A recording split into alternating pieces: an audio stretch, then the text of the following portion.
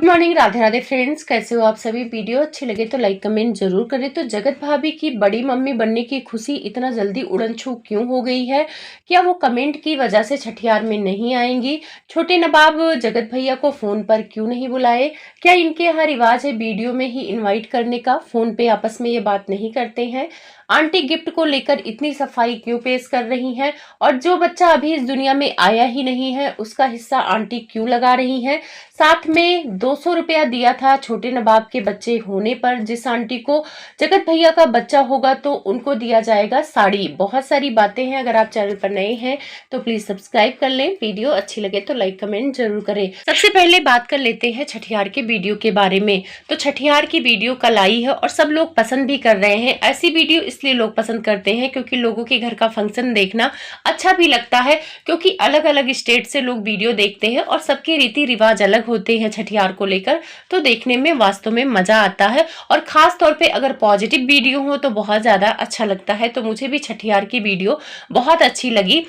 तैयारी एक दिन पहले से ही शुरू हो गई थी। आंटी अपनी जिम्मेदारियों की बात कर रही थी, गिफ्ट वगैरह की भी बात की, ऑडियंस से पूछा पर ऑडियंस के हिसाब से उन्होंने गिफ्ट नहीं दिया। तो जब ऑडियंस के हिसाब से आपको चलना ही नहीं है तो आपको पूछना ही नहीं चाहिए।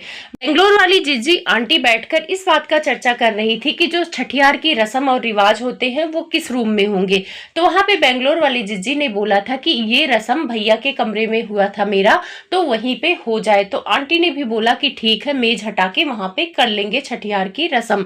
लेकिन शायद दूसरे दिन मामला उल्टा पड़ गया। हो सकता है जगत भैया जगत भाभी ने वीडियो देखा हो और उन्होंने मना कर दिया हो कि मेरे रूम में छठियार मत करना, क्योंकि जो छठियार की पूजा होती है वो गोबर से आकृति बनाया जाता है। सबके यहाँ रस्म होता है, किसी किसी के यहाँ काजल से बनता है। तो हमारे यहाँ रस्म है कि जिस घर में मतलब रहते हैं जच्चा बच्चा, उसके किनारे किनारे ब्लैक कलर के काजल से वो मामा बनाते हैं, मामा को उल्टा लटकाते, पुतली बोलते हैं। और बाकी जहाँ पे पूजा होता है वहां गोबर से बनाते हैं। तो सबके यहाँ अलग अलग रीति रिवाज है। तो गोबर से इनको भी बनाते हुए मैंने देखा है, लेकिन वो जच्चा बच्चा के रूम में बना रहे थे तो वहां पे नहीं बनाते हैं। जहाँ पे देवता पितर होते हैं वहां पे बनाते हैं। नहीं, जिस रूम में एक बार ये पूजा हो जाती है, मान लो किसी का बच्चे की पूजा वहां पे हो गई हो, तो उसी को देवता पितर का स्थान मान लेते हैं कि यहाँ पे हुआ है शुभ, तो यहीं पे अच्छा अच्छा निकला है तो यहीं पे बनाएंगे। ऐसा भी लोग करते हैं। तो जो गोबर वाला रस्म होता है वहीं पे बनाते हैं। लेकिन इनके यहाँ तो देख के सब कुछ होता है। इनके यहाँ उसी रूम में बनाया गया, जच्चा बच्चा के रूम में। उसका रीजन यही है कि कहीं ना कहीं मुझे लगता है कि जगत भैया ने मना कर दिया होगा, क्योंकि अपने रूम को लेकर वो काफी टेंशन में रहते हैं।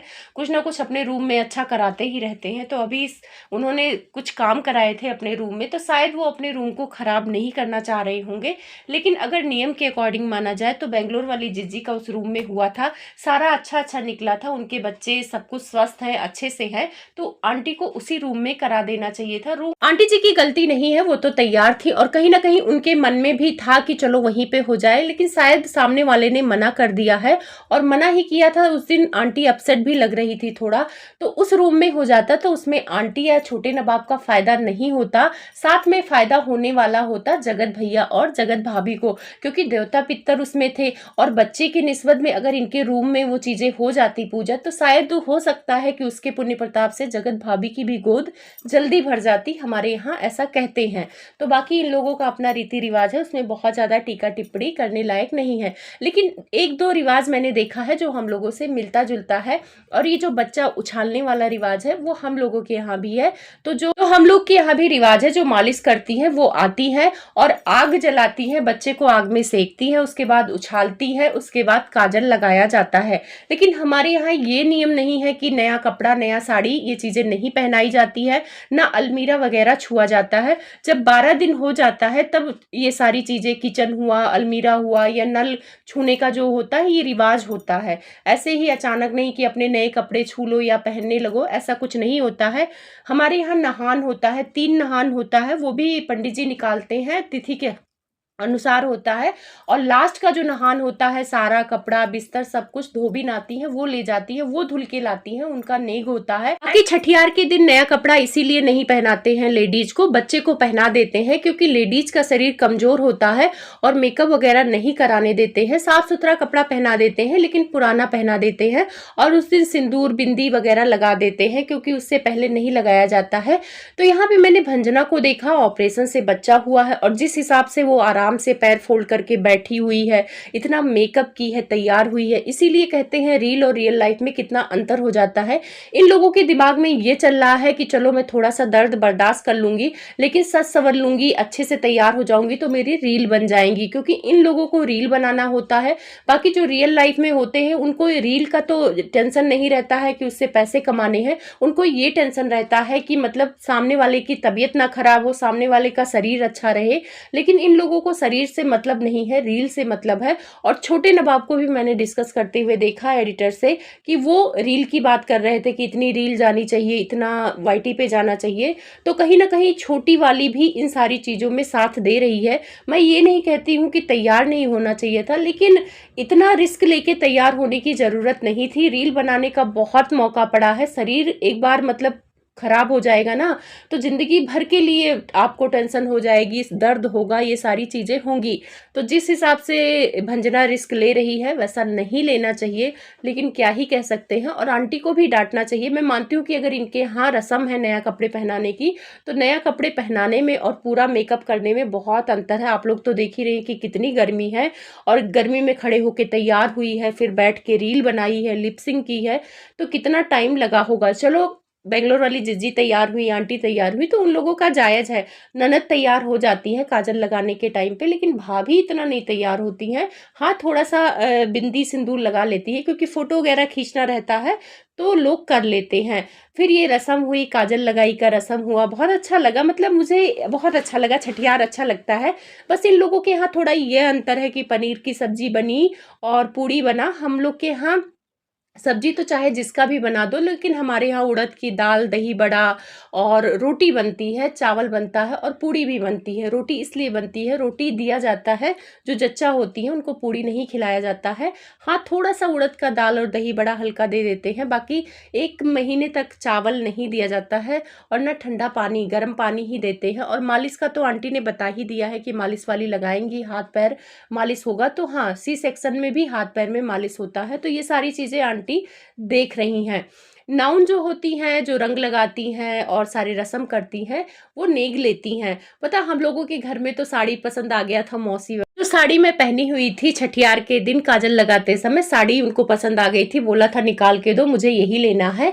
और जो आंटी का पायल वो निकाल रही थी, हम लोगों के यहाँ पे भी पसंद आ जाता है तो वो निकालने लग जाती है, तो दे देना पड़ता है भाई, खुशी का दिन होता है।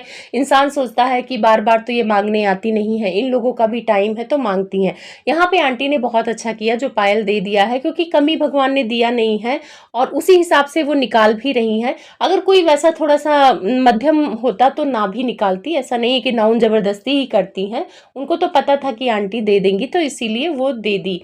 अब आते हैं आंटी के गिफ्ट को लेकर। तो आंटी इतनी सफाई क्यों पेश कर रही हैं, उसका रीजन है क्योंकि बहुत सारे लोग कमेंट में ये लिखने लगे कि आप अपनी बेटी को हार दी हैं, मतलब हार नहीं, नेकलेस टाइप था, तो आपको इसको भी वही चीज देना चाहिए। तो आंटी देना नहीं चाह रही हैं क्योंकि वो नेकलेस अगर आंटी बनाएंगी तो 2-2.5 लाख के करीब बनेगा। और आंटी ने थोड़ा सा समझदारी दिखाया कि चलो कम पैसे लगेंगे, 51,000 रुपए दिए हैं। और साथ में ये भी सफाई पेश किया है कि जगत भैया के भी बच्चे को इतना ही देंगी। तो चलो हम लोग याद रखेंगे आंटी कि आप कितना देंगी कितना नहीं देंगी, हम लोग को याद रहेगा, हम तो भूलते नहीं है। लेकिन जो नेकलेस की बात आप सफाई पेश कर रही थी कि वो बेंगलोर वाली जिज्जी का था और छोटा हो गया था तो इसीलिए उनकी लड़की को दे दी है, ये आप शायद भूल नहीं है। मैं इसको झूठ बोलना तो नहीं कहूंगी, लेकिन हाँ, आपके स्टेटमेंट चेंज होते हैं। आपने जब नेकलेस दिया था तो आपने बोला था कि ये आपका नेकलेस है और इसीलिए आप अपनी नातिन को दे रही हैं, नातिन पहनेगी तो आपको अच्छा लगेगा। लेकिन आपका स्टेटमेंट चेंज हो गया, आपने बोला कि बेंगलोर वाली जिज्जी का है। तो ये सारे स्टेटमेंट जो आप चेंज करती है ना, आपके खिलाफ इसीलिए जाता है। कभी कभी ना हम बड़बोलेपन में हम बोल जाते हैं और फिर भूल जाते हैं, तो शायद आंटी के साथ भी यही चीजें हो रही हैं। अब आंटी जगत भैया के बच्चे को लेकर अभी से ही प्लान कर रही हैं। तो आंटी अभी जो सामने है उसको देखना चाहिए। आप बार बार जगत भैया के बच्चे को ला रही हैं तो लोगों के मन में यही हो रहा है कि आपको इस बच्चे की खुशी नहीं है। जब उनका होगा तब आप उनको दे दीजिएगा, आपको सफाई देने की तो जरूरत ही नहीं है। रही बात आंटी ने पायल दिया है तो अच्छा लगा, गिफ्ट पायल दिया और उन्होंने पैसे दे दिए। तो गोल्ड का सफाई आंटी ने दिया कि छोटी बच्ची को अभी नहीं दे रहे हैं, अगर अभी दे देंगी तो भंजना ही पहनेंगी, तो अभी कोई फायदा नहीं है। तो आंटी कभी कभी ऐसा होता है कि जिसके घर में बहुत लेट बच्चा होता है तो बहू को भी देते हैं। खास तौर पे पंजाबियों की बात किया जाए तो वो अपनी बहू को ही गिफ्ट करते हैं। अगर बेटा होता है तो कोई कंगन दिलाता है, कोई हार दिलाता है, औकात के ऊपर है। और हमारे यहाँ भी रिवाज है कि अगर बेटा होता है पहला तो सास अपनी बहू को कुछ ना कुछ गिफ्ट देती है, इयरिंग्स वगैरह देती हैं। अब देखो आप लोग के यहाँ रिवाज है कि नहीं है, और ये रिवाज की बात नहीं है, अपने पास हो औकात तो दे देना चाहिए। लोग खुशी में देते हैं कि मेरे वंश को चलाने वाला मेरी बहू ने दिया है तो चलो देते हैं। तो आपके यहाँ 6 साल बाद बच्चा हुआ है तो आपको तो खुश होना चाहिए, ना सही तो एक पायल ही दे देती भंजना को। वैसे लोग कमेंट में कर रहे हैं, बाकी हम लोग बहुत ज़्यादा टीका टिप्पणी नहीं कर सकते हैं, वो आंटी का डिसीजन है कि उनको क्या देना है क्या देना नहीं है। अब बहुत सारे लोग सवाल कर रहे हैं कि जगत भैया इनके छठियार में क्यों नहीं आए। जगत भाभी तो इतना एक्साइटेड थी, वो कह रही थी कि वो तो बच्चा होने के टाइम ही आ जाती, क्योंकि उनको बड़ी मम्मी बनने की बहुत खुशी है, लेकिन उनकी हालत क्रिटिकल हो गई थी, इसीलिए बच्चा होते टाइम ये नहीं गई हैं। लोगों को लग रहा था कि हो सकता है छठियार में जाए, लेकिन छठियार में ये लोग नहीं गए हैं। छोटे नवाब ने वीडियो बनाकर बोला था कि भैया मैं आपको इन्वाइट कर रहा हूँ। तो मुझे छोटे नवाब से सवाल करना है, ठीक है आपने वीडियो में बना के मतलब बोल दिया, क्योंकि ऑडियंस को भी तो बताना होता है कि आपने इन्वाइट किया है। अगर आप वीडियो में नहीं बोलते तो लोगों को पता नहीं चलता और लोग आपसे सवाल करते। तो कॉल करके अगर आपने बोला होगा तो आपको तो पता ही होगा कि उन्हें आना है कि नहीं आना है। तो ये बात आपको वीडियो में बतानी चाहिए थी कि आपने कॉल किया और सामने से आपको क्या रिप्लाई मिला। वैसे जगत भैया ने भी वीडियो बनाकर रिप्लाई दिया, क्योंकि ये लोग वीडियो खेलते हैं, क्योंकि वीडियो में बातें बताएंगे नहीं तो फिर कंटेंट कैसे बनेगा। और कंटेंट बनाना भाई इन लोगों का काम है, वीडियो का काम करते हैं। तो यहाँ पे जगत भैया ने कहा कि ये छठियार में नहीं जा सकते हैं, जब बड़ा फंक्शन होगा तब जाएंगे। तो जिस हिसाब से आप लोगों ने वीडियो बनाया, इतना रोना धोना मचाया, तो लोगों को तो उम्मीद था कि आप लोग को बहुत खुशी है, आप लोग तो कंट्रोल नहीं कर पाएंगे।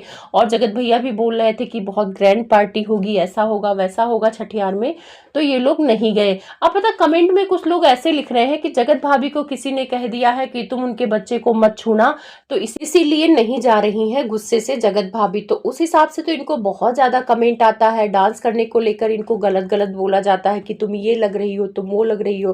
तो क्या जगत भाभी डांस करना छोड़ दे रही हैं? इनके पति को लेकर भी कमेंट आते हैं कि तुम्हारा पति तुम्हें धोखा दे रहा है, तुम्हारा पति अच्छा नहीं है, तुम अपने पति को छोड़ दो। तो क्या वो अपने पति को छोड़ दे रही हैं? मतलब कमेंट इतना मायने रखता है इन लोगों के लिए? कमेंट नहीं मायने रखता है, ये लोग कमेंट को अपने हिसाब से ही वीडियो बनाते हैं। जब जैसा मौका होता है कमेंट को उठाकर वीडियो बनाते हैं और सिंपैथी कार्ड खेल लेते हैं। यहाँ पे जगत भैया इसीलिए नहीं आ रहे हैं क्योंकि खर्चा लगता है, बार बार आना जाना मुश्किल नहीं है। तो हो सकता है अभी इनको अम्बाला में काम हो, इकट्ठे आएंगे। और उस जगह पे हम अपने आप को रख के देखें कि कोई महीने में 4 बार नहीं आ पाएगा। सिवान और अम्बाला की दूरी है, पैसे लगते हैं। अगर ये लोग गाड़ी से भी आते हैं तो 10 से 15 हजार का तेल लग जाता है, फिर टोल टैक्स लग जाता है, खाने पीने का खर्चा होता है। तो एक तरह से देखा जाए छठियार कोई बहुत बड़ा फंक्शन भी नहीं था। जब बड़ा फंक्शन होगा तो वो लोग आ जाएंगे। जो दूर रहते हैं तो वो मौके मौके पर आते हैं, ऐसे नहीं कि हर छोटे मोटे फंक्शन पे दौड़ के आएंगे। तो नहीं आए तो कोई बहुत बड़ी बात नहीं है।